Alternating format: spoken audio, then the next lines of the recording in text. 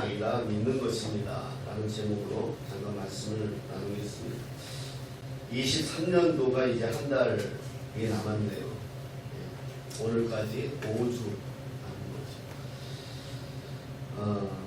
그래서 12월 첫 주일은 교회력에서 대림절, 대강절, 강림절이라는 말로 지킵니다. 이 말은 예수님이 이 땅에 오심을 기다리며 4주간 2000년 전 주님이 이 땅에 오심과 또 오실 주님을 기다리며 악망하며 준비하는 기간이죠. 교회가 대림절을 지킨 것은 특별히 언제부터다라고 말하진 않지만 567년 루트 공의에서 공식적으로 선포되었다. 이렇게 우리가 이해하고 있습니다. 대림절 기간 동안 주님이 이 땅에 오심과 또 오심을 묵상하며 우리의 신앙을 다시 한번 살피고 우리의 믿음을 정비하는 그런 한 달이 되었으면 좋겠습니다. 우리는 지난 2주간 마태복음 4장에서 예수님이 받으신 시험을 살펴보았습니다. 첫 주는 마귀가 돌을 떡을 만들라는 내용의 주님의 대응과 이 시대에 진정 우리가 사는 길은 세상에 주는 떡이 아니라 하나님의 입에서 나오는 말씀이다 라는 것을 묵상했고요. 두 번째는 마귀가 예수님에게 높은 곳에서 뛰어내리라는 주문에 예수님께서 주 너의 하나님을 시험하지 말라 하심으로 우리 믿음이 잘못하면 우리가 가지고 있는 어떤 권능으로 하나님을 표현하려는 어리석음을 가질 수 있다. 이런 내용으로 우리가 말씀을 살폈습니다.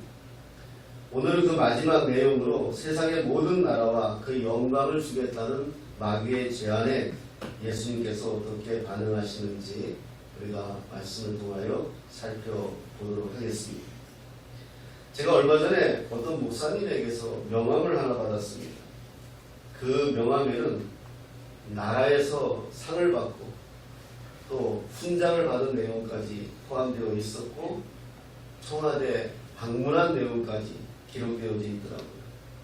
물론 그 목사님이 자랑이 아니라 하나님의 은혜를 이야기하려는 것이다 생각했지만 그 명함을 받고 그렇게 마음이 편하지 않았어요. 우리는 우리의 작은 어떤 것에도 우리의 의와 우리의 자랑을 늘어놓죠. 저도 여기서 자유하지 않기에 오늘 말씀을 준비하면서 다시 한번 호흡하며 심기일전하는 그런 시간을 가졌어요. 제가 섬기던 교회 이번에 금오도에 가서 세상 좁아요. 금오도에 가서 제가 서울에서 부교육자 생활할 때 그 교회 내가 한 7년 있었나요? 그 부교육자 생활할 때 그 우리 교회 옆집 교회 옆집인데 이번에 왕성교회를 섬겼고 우리 길자의 목사님은 잘 아는데 왕성교회를 섬겼고 우리는 건너편에 이쪽에 조금 들어와 있어요. 우리 교회가 더 오래됐고 그 다음에 이제 왕성교회가 세워졌었는데 그분이 이제 수요 예배나 금요 예배는 왕성교회는 한 1km, 2km 가야 돼요. 그러니까 저희 교회로 나왔었어요. 그래서 저를 보았더라고요. 그래서 누구 압니까? 근데 그 교회 내가 벌써 그때가 내가 전도사 때 있었으니까 벌써 세월이 꽤 오래됐는데 옛날 기억이 다 나더라고요. 누구 집사님, 누구 목사, 전도사님 막 그래서 반갑더라고요.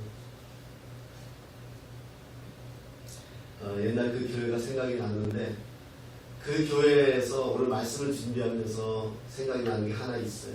우리 목사님 제가 아마 저나 우리 집사람이나 목사로서 제일 존경하는 목사님 중에 한 분인데 이분의 이제 딸이 그 청와대 초청을 받았죠. 그때 이제 어느 정권인지 잘 모르겠는데 그 서울에 안에 있는 대학교에 그 수석으로 들어간 학생들 부모님을 초청해서 대통령이 이렇게 식사 대접하는 그런 시간을 가졌더라고요. 근데 이제 우리 목사님 따님이 그 숙명여대인가요? 아마 숙명여대일 거예요. 숙명여대에 이제 그렇게 탑으로 입학을 한 거예요. 초청을 온 거예요. 제가 그때 행정부 때인데 사무실에 있는데 전화를 받았는데 청와대 가서는 거짓 저기 사기치는 줄 알았어요. 근데 끊어버렸어. 청와대가 하더라고요. 그래서 이렇게 문서를 보냈으니까 저기 이 팩스하고 또 이렇게 공식 초청장하고 보냈으니까 좀 살펴주시고 협조해 주십시오. 그런데 그걸 가지고 이제 담임 목사님한테 갔죠. 목사님 이렇게 왔는데 목사님 며칠 날 그분은 차가 없어요.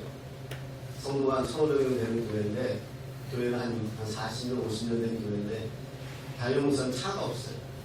그래서 제가 장로님을 해서 봉고차 타고 다니는 거 우리 1호차 하나 구입합시다 해가지고 그때 카니발 처음 나왔을 텐데 제가 카니발을 모시고 다니면서 지하철 타고 다니시고 그런 분이에요. 제가 모시고 갈 테니까 갑시다 그랬어요. 날짜를 이렇게 보시더니 토요일이잖아요. 그 목사님 그 말씀이 그 평안도 분이라서 이렇게 말해요. 나 안 가고.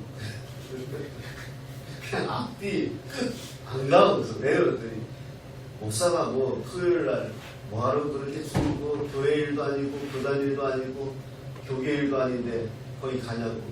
안 간다고 연락하려는 거예요. 그래서 연락했죠. 그랬더니 그쪽에서 뭐라 그러니 대통령이 초청을 했는데 안 오는 경우가 어딨냐고. 그래서 직접 좀 얘기하라고. 나도 말하기 곤란한 사람이라고. 그랬더니 다시 또 가가지고 목사님 이거 가야 될 것 같아요. 이거 곤란합니다 이거. 그랬더니 안 가고. 결국 안 갔어요. 손병훈이 갖다 쓰고 솔직한 얘기로 대통령하고 사진 한 방 찍고 교회 입구에다 딱 걸어놓고 명함에다 딱 하고. 그분은 참 갑자기 생각하니까 눈시울이 나는데 우리 집사람 주일날 집사람 잡으면 그래요. 사모님 이렇게 춤을 떼잖아요. 사실 우리가 사택에 살면 눈치 보여요. 네, 사택에 살면. 왜냐면 전기세, 뭐 가스세, 수도세 다 내주거든요 교회에서. 근데 그게 다 나오잖아. 행정부는 나는 알지만 그거는 이제 결제 올리기 때문에 재정 장로하고 담임 목사님은 안단 말이에요. 그러니까 사실 우리가 불편해. 그러면 우리 목사님이 집사람 손 탁 잡고 그래요. 사모님 따뜻하게 살아. 따뜻하게. 걱정하지 마라. 막 이런다고. 그리고 우리가 사임하고 나올 때 우리 집사람이 너무너무 고마워서 절을 하려고 했더니 펄쩍펄쩍 뛰시고. 거지가 와도요. 넌님바라고 그랬어요. 그 담임 목사님이. 앞에 그 주차장경 이게 크니까 다 갔다 가시면서 뭐 이러시는데 런닝바람으로 다녀요. 중국 사람 다니고. 그럼 어떤 거지가 와도 그래. 거지 오면 뭐라 그래. 거지 오면은 그래. 말도 이렇게 하세요. 예, 알았어요. 저기 가면 사무실에 가면 손전도 사람이 있을 거예요. 가서 달라하고 죽고 줘야 돼요 내가. 그런 분이세요. 이 시대에 그런 분들이 좀 많이 없죠. 목사님들. 예. 제가 그 목사님 많이 갑자기 이제 생각이 많이 났으면 그 교회 이야기를 하다 보니까 부교육자인 저도 이제 설교를 하잖아요. 전도사인 저도 설교를 하면 목사님이 이렇게 뒤에 앉아 계시는데 꼭 두 손 모으고요. 막 하고요. 그리고 소개 어떻게 하는지 아세요? 여러분 우리 하나님의 말씀을 손병훈 전도사님께서 전해주시겠습니다. 그래요. 그럼 제가 이렇게 나오잖아요. 그 연로의 담임 목사님이 저한테 고개를 이렇게 숙여요. 그 제가 쓰잖아요. 강단에. 또 이렇게 돌아서서 강단에 쓴 나를 보고 고개 숙여요. 그 자리 가서 앉으시고 무릎에 손 탁 얹으시고 끝까지 그 자세를 했어요. 그 시간만큼은 하나님을 대하듯이 해요. 그 1500년 교회 담임 목사님.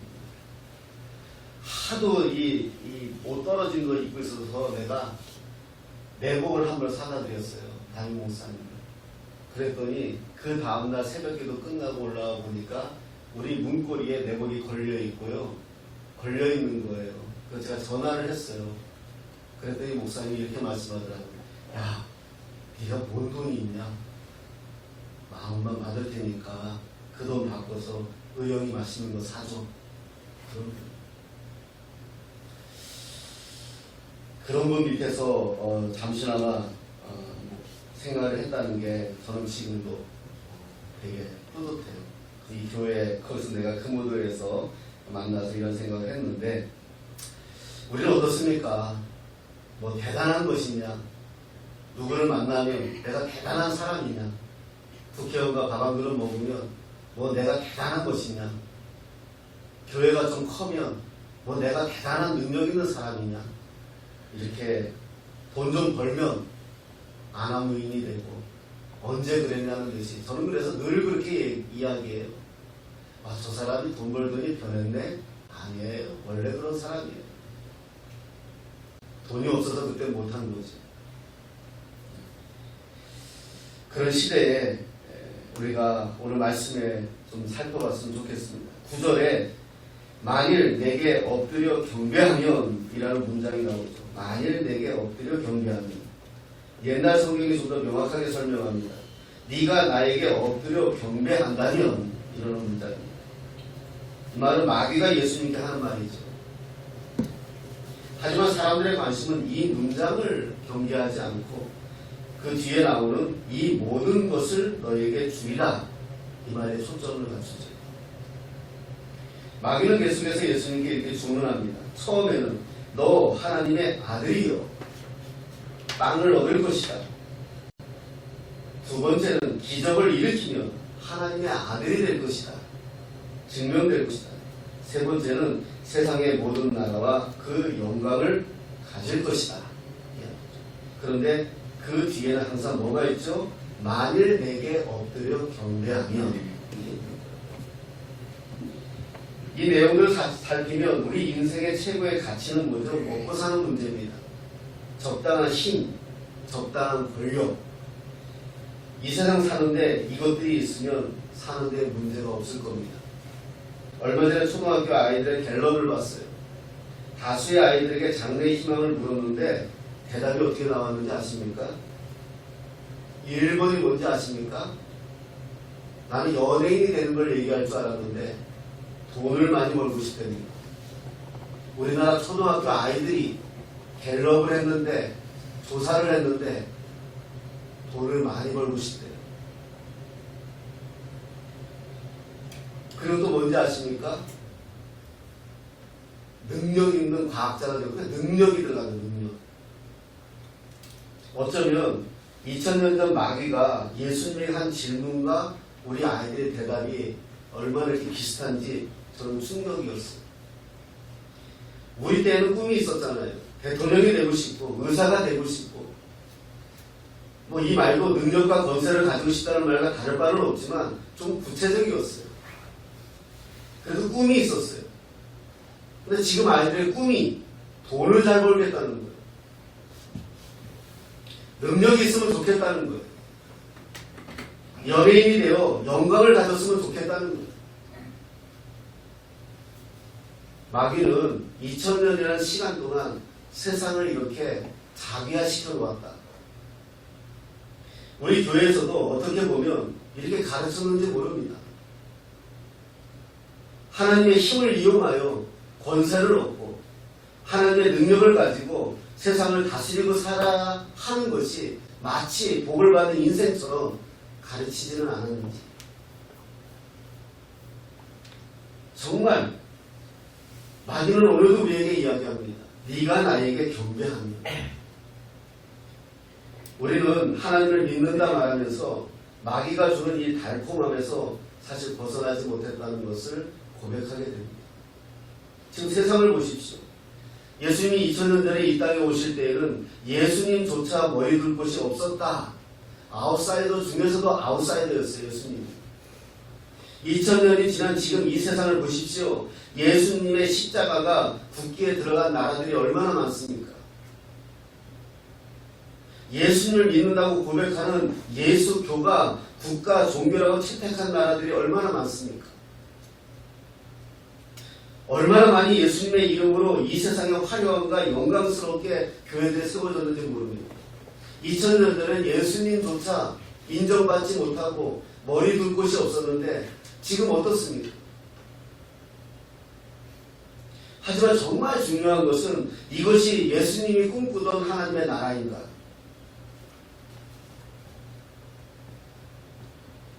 우리는 정말 마음으로 예수님이 진정한 시대의 이 시대의 왕이라고 우리는 고백하며 살고 있는가? 우리의 왕은 예수님이십니다.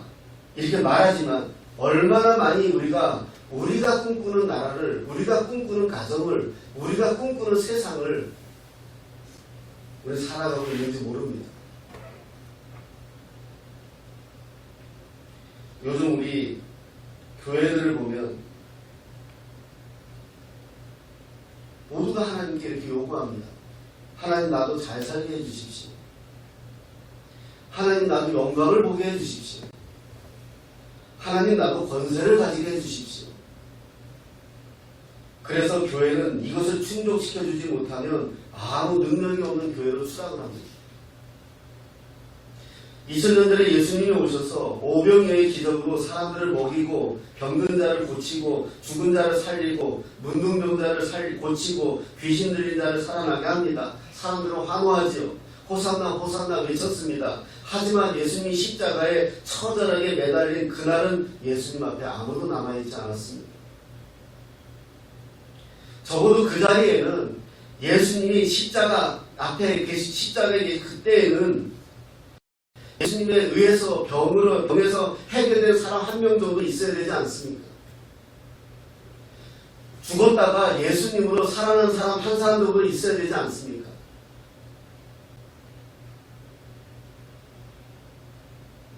하지만 아무도 그 자리를 지켜주지 않았습니다. 주는 그리스도시요 하나님의 아들이라고 고백한 사람들은 그래도 그 자리에 나와 있어야 되지 않겠습니까? 전부 도망가 버렸어요. 저는 그때 깨달았어요.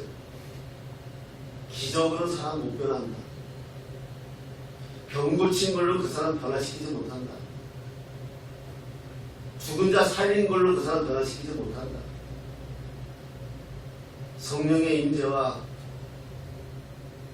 예수 그리스도를 인격적으로 영접하지 않으면, 가난한 예수를 만나지 못하면, 부자가 되면 가난을 버려요. 남을 위해 고개 숙이는 예수님을 만나지 못하면 힘이 없을 땐 고개 숙이지만 힘이 생기면 고개 숙이는 예수님을 버려요. 국밥 한 그릇 얻어 먹을 때는 예수님을 믿지만 없는 자에게 자기 것을 내어주신 예수님을 만난 사람은, 하지만 이제 국밥 한 그릇 안 먹어서도 살 수 있는 능력이 되면 예수님 보여요. 그 깨달았어요. 정말 어떤 상황 속에서도 예수님 붙들고 살 수 있는 사람들은 누굴까?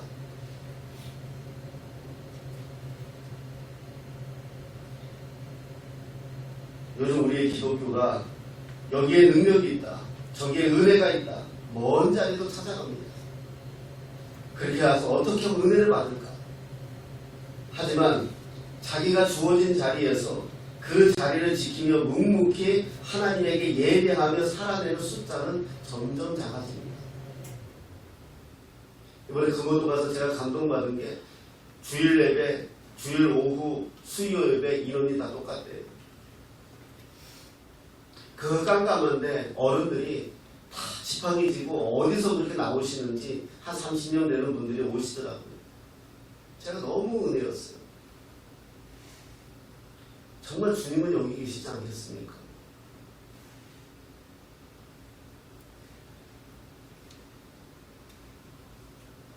오죽하면요, 인간의 연약함은 2000년 전에 예수님에게 예수님을 가장 잘한다는, 그래서 예수님을 보자마자 하나님의 어린 양이라고, 이 세상 속죄를 위해 오신 예수님이라고 말했던 세례 요한조차 감옥에 있을 때에 묻잖아요. 예수님에게 오실 그분이 당신입니까? 왜냐하면 예수님이 너무 무기력하신 거예요. 힘이 없는 거예요. 분명 떡도 만들었고 죽은 자도 살렸고 귀신도 쫓아냈지만 뭔가 힘이 없는 거예요. 내가 과연 저분을 위해 목숨을 버릴 수 있을까 의문이 드는 거예요. 여러분 신앙생활하면서 우리가 이런 유혹이 많이 옵니다.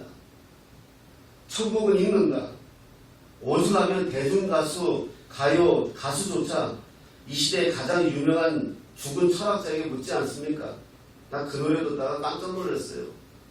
패스형 그러면서 가보니 천국은 있던가요? 그걸 왜 거기다가 물어요? 교회에다 물어야지. 그만큼 교회의 권위가 떨어진 거예요. 그걸 왜 거기다가 물어요? 목사에게 물어야지. 장로에게 물어야지. 그러니까 너희들은 못 믿겠다는 거예요. 그래도 소크라테스 정도 되면 그래도 내가 믿겠다는 거예요. 전 그렇게 이해됐어요.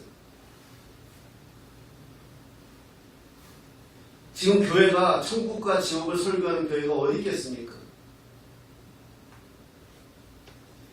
매력 있는 설교가 아닙니다. 어떻게 하면 평안하게 살고 어떻게 하면 복받는 인생을 사는지에 온통 눈이 멀었어요. 그러니 천국에 있는 것을 교회에 묻지 못하고 죽은 철학자에게 묻는 거 아닐까? 교회의 권위가 땅에 떨어진 거죠. 그런데 예수님이 이렇게까지 말합니다. 예루살렘 그 화려한 성전이 내 거야. 나 거기 있어. 만약에 말했다면 환호하죠.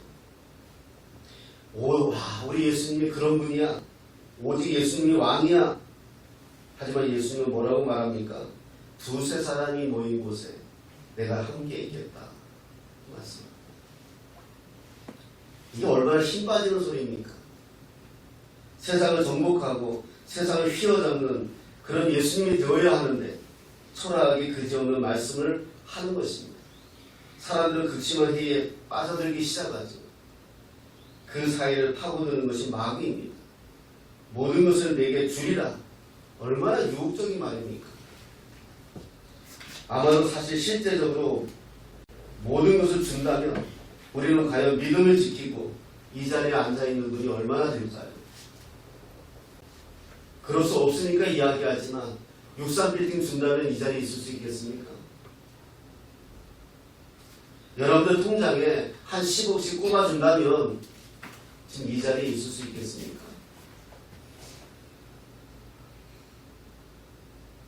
아니 10억은 뭐예요? 한 1억 정도 주면서 63빌딩에 그 뷔페에 지금 이 시간에 여러분을 초청한다면 이 자리에 있을 수 있겠습니까?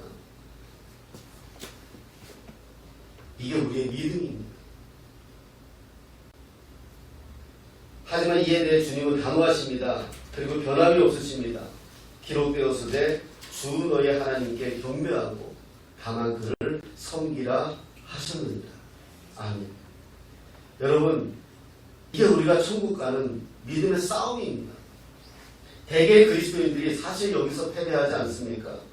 그렇게 믿음 좋았던 분들이 하루아침에 하나님을 떠나는 것은 하나님을 섬겼지만 내 삶에 변화가 없다는 거예요.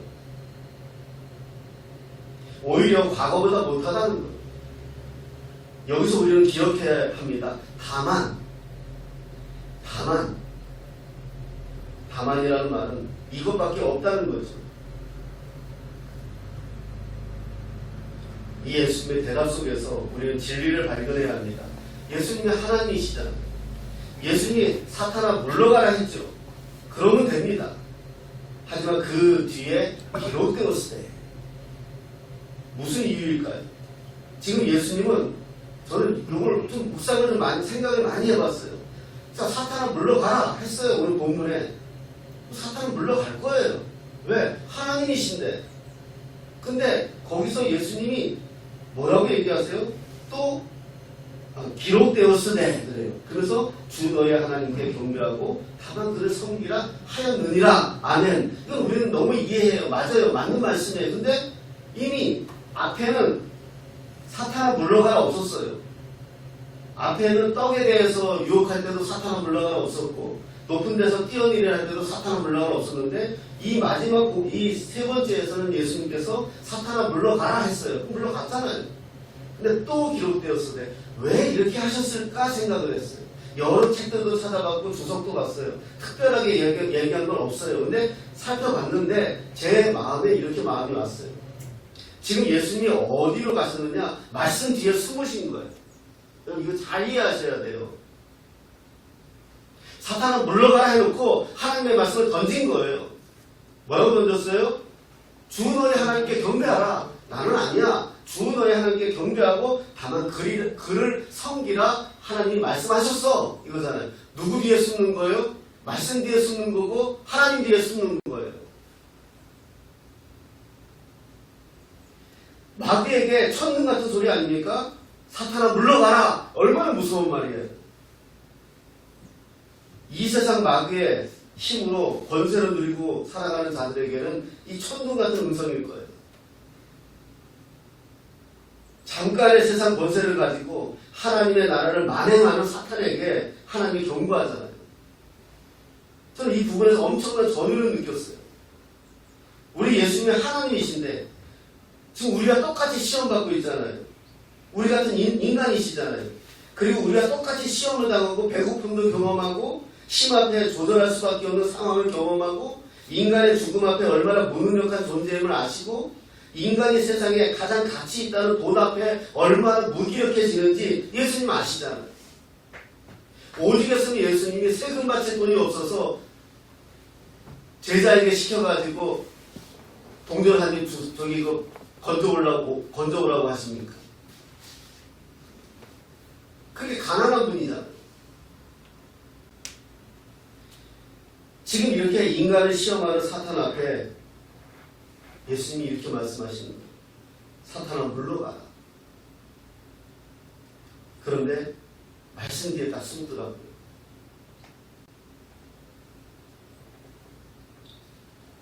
여러분 이게 우리 능력이에요. 루터가 그런 말을 했죠. 우리가 그 그림 제가 한번 얘기했잖아요. 그 그림 알 사람이 예수님이 그 문 두들기는 유명하잖아요. 그 그린 사람이 친구에게 가지고 와서 내가 영감 있게 그렸어 그랬더니 이 친구가 가만히 들여다보면 야 손잡이가 없잖아 문인데 그랬더니 그 친구가 그러잖아요. 그린 사람이 그러잖아요. 이건 손잡이가 없다고. 왜? 마음의 문이라고. 안에서 열어야 된다고. 예수님도 우리의 마음을 두들기지만 사탄도 우리의 마음을 두들기거든요. 야 좀 더 자자. 야 좀 더 놀자. 두들긴다고. 그럴 때 루터가 뭐라 그랬죠? 너 혼자 나가면 진다. 예수님과 동행해야 된다. 그 말은 무슨 말이냐? 우리가 지금 예수님과 동행하는 방법이 뭐예요? 말씀이에요. 하나님의 말씀. 말씀으로 동행하는 거예요. 말씀 뒤에 숨으십시오. 어떤 권세든지 어떤 것이든지 여러분들 앞에 도전할 때 예수의 이름으로 대적을 하되 대서지 말고 그래서 총 맞지 말고 말씀 뒤에 숨는 거예요. 하나님의 말씀을 세우는 거예요. 지금 사탄은 인간 예수에게 접근했죠. 하지만 이 사탄은 물러가라. 이 말씀에 네가 상대하고 있는 하찮은 인간이 아니라 바로 이 인간을 위해 예수님이 친히 살찌고 피 흘려 죽으신 목숨을 맞바꾼 하나님의 자녀라는 것. 그래서 하나님을 믿는 사람을 건드린다는 것은 나를 건드리는 거야. 난 이렇게 들려왔어요. 누구든지 나를 건드리면 여러분 그런 자존감 가지고 사십시오. 누구든지 나를 건드리면 나를 위해 살찌고 피 흘려 돌아가신 우리 예수님이 절대 가만히 안 있어. 적어도 우리의 믿음은 그런 믿음이 돼야 되잖아요. 세상을 얼마나 무시합니까? 돈 몇 푼 없고 힘 없고 능력이 안 되면 그런 사람들 앞에 우리 당당하게 서야 되는 거예요. 네가 나를 건드려? 나 건드리지 마. 내 몸에 예수의 죽음이 예수의 피 흘림이 흔적이 있어. 우리 그 자신하게 사는 거예요. 제가 얘기하잖아요. 몇 번 얘기해서 죄송하지만 저 옛날에 부모님 일찍 돌아가고 자존감은 땅에 떨어질 대로 떨어져서 사람한테 말도 못 걸었어요. 눈도 못 봤어요. 밥을 먹어도 그 사람 앞에 있는 반찬까지 손이 안 갔어요. 그렇게 망가질 대로 망가지는 자존감에 형편이 없었어요. 자존심만 세진 거죠. 그 지기 싫고. 제가 그랬어요. 지 마누라한테도 지기 싫고, 지 새끼한테도 지기 싫고. 제가 그랬어요. 왜요? 내가 약하니까 지기 싫은 거예요. 큰 개는요, 아무리 작은 개가 앞에서 짖어도 내버려둬요. 하지만 작은 개는요, 큰 개가 쓱 지나가기만 해도 짖고 난리쳐요. 지가 작은 거 아니까. 괜히 힘이 있다고. 제가 그랬어요. 근데 내가 예수님 만나고 나니까 나라는 사람이 얼마나 존귀한 존재인지, 얼마나 괜찮은 인간인지. 그 다음부터 내가 교구 목사하면서 국회의원에게 안수할 때도 떨리지 않았고, 경찰서장에게 안수할 때도 떨리지 않았고, 오히려 당당하게 그들에게 말씀 선포하고 예수 잘 믿으라고 권면하고, 그건 내 자신이 되는 게 기특하더라고요. 딱 하나였어요. 내가 내 안에 예수가 있구나. 내 심장에 예수가 있구나. 내 몸에 예수님의 피를 흘린 흔적이 있구나. 이거 하나였어요. 못 건드립니다. 사탄은요, 건드리는 척하고 우리에게 회방하지 못 건드립니다. 하나님은 예수 그리스도 안에서 사람이 되셨잖아요. 지금 마귀에게 공격을 받고 있지만 이 신비를 모르는 사람들에게는 예수님이 힘없고 하찮은 존재로 보일지 몰라도 예수님이 힘이 없는 게 능력입니다. 저도 고백합니다. 저에게 힘이 없는 게 능력이에요. 만약에 제가 죽은 자를 살려내는 능력이 있다면, 병든 자를 고쳐내는 능력이 있다면 더 이상 저는 사람으로 살지 않을 겁니다. 하나님으로 살려고 덤벼들 겁니다. 그러면 죽는 거예요. 성경에서 가르치는 하나님의 가장 큰 사랑은 하나님의 세상을 이처럼 사랑하사 독생자를 주셨느니, 이겁니다. 이 독생자 예수 안에 하나님이 계십니다.